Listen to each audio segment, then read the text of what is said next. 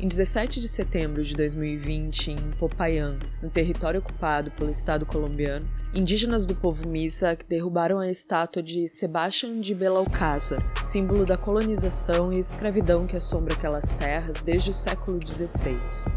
Recentemente, a imagem de Cristóvão Colombo foi derrubada em Barranquilla.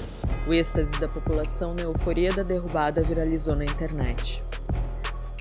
Já nos primeiros dias dos levantes em reação ao assassinato racista de George Floyd pela polícia, nos Estados Unidos, dezenas de estátuas de líderes confederados foram depredadas ou derrubadas por manifestantes. Do outro lado do Oceano Atlântico, em Bristol, no Reino Unido, uma estátua do mercador de escravos Edward Colston foi derrubada, arrastada pelas ruas da cidade e jogada em um rio.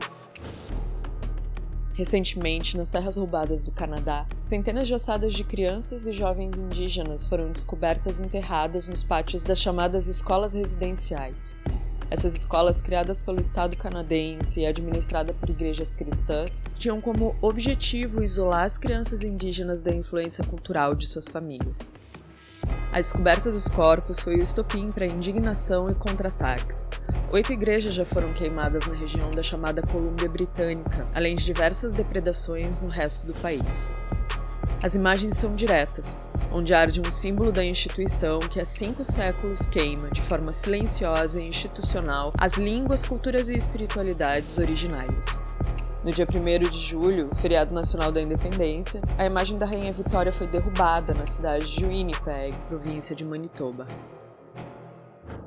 Há denúncias similares contra escolas salesianas e internatos de freiras em territórios hoje ocupados pelo Estado chileno, onde se sequestrava, torturava e assassinava crianças dos povos originários como Yaganes, Cauéscar e Xelknam.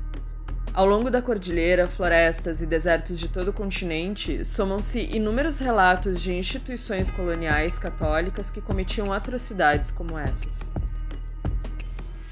E o que realmente está em jogo quando a opressão é combatida através da destruição de um patrimônio simbólico?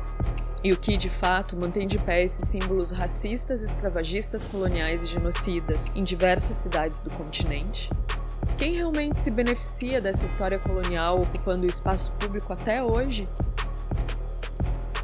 Pagamos um alto preço por manter intactas as imagens de colonizadores, torturadores e símbolos de opressão.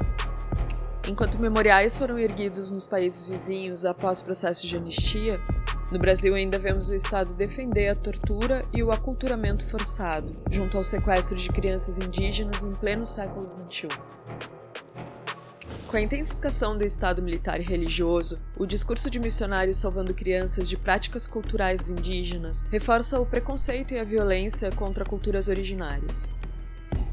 Esse jogo de distorções culturais escancara que a diversidade só é aceita na atual Inquisição brasileira quando conectada às lógicas produtivistas, liberais e capitalistas. Colombo, Cabral, Vasco da Gama, Anchieta ou Américo. Todos traidores a serviço do patriarcado colonial. Bento Gonçalves, Duque de Caxias, Marquês do Pombal. Generais covardes e escravagistas. Dom Pedro, Princesa Isabel, bandeirantes. Impostores de uma falsa independência. Enquanto esses símbolos estiverem de pé, e não reconhecermos a crueldade e o racismo por trás deles, não nos livraremos de seu legado de injustiça. Se monumentos ainda homenageiam escravocratas, assassinos e violadores, é porque o sistema que eles construíram ainda está de pé. No Chile, as constantes intervenções e ataques à estátua de Manuel Baquedano levaram o governo a removê-la.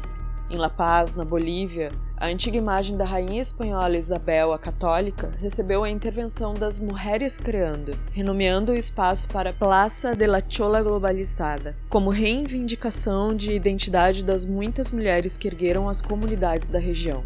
Em São Paulo, imagem dos covardes bandeirantes e de Padre Anchieta são constantemente atacadas. Não houve descobrimento, foi invasão e genocídio. A história colonial é a origem das maiores desigualdades e injustiças nesses territórios.